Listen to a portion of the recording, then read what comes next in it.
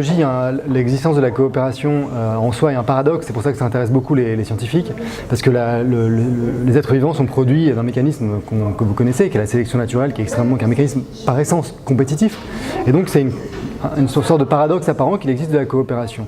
Donc il y a trois réponses que les scientifiques donnent pour expliquer l'existence de la coopération, produite par cette compétition.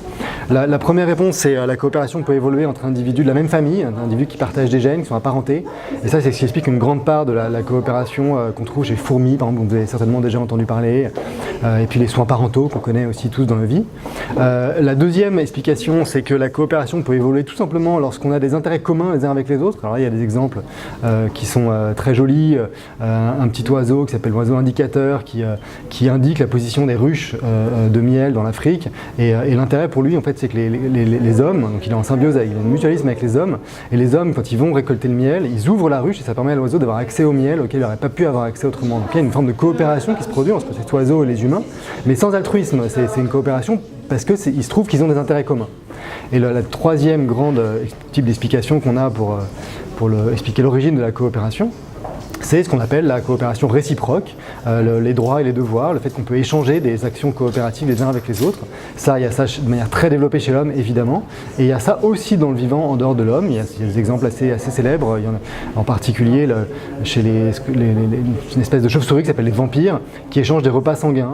C'est des chauves-souris qui ont un besoin vital d'avoir des repas sanguins quasiment tous les jours, et donc quand il y en a une qui n'a pas eu de repas sanguin un jour, les autres vont lui en donner, et en échange, le lendemain ou un jour après, elle va recevoir de l'aide en retour. Voilà.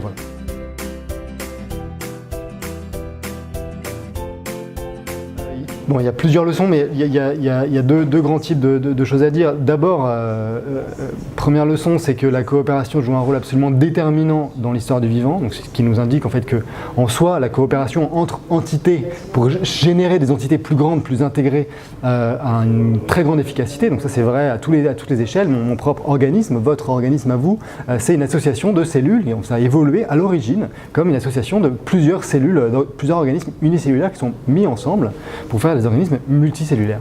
Et ça, c'est vrai à toutes les échelles, les génomes sont des associations de gènes, etc. Premier type de leçon. Deuxième type de leçon plus concrète sur le comportement humain lui-même. Le fait de savoir qu'on a évolué des mécanismes comportementaux, psychologiques pour gérer nos interactions coopératives les uns avec les autres, et que ces mécanismes en particulier sont ceux de la réciprocité. Ça nous permet de comprendre que la façon dont on coopère les uns avec les autres, c'est sous forme d'un échange, et d'un échange qui doit être équilibré. Et donc, une des grandes leçons qu'on tire de ça, c'est lorsque vous voulez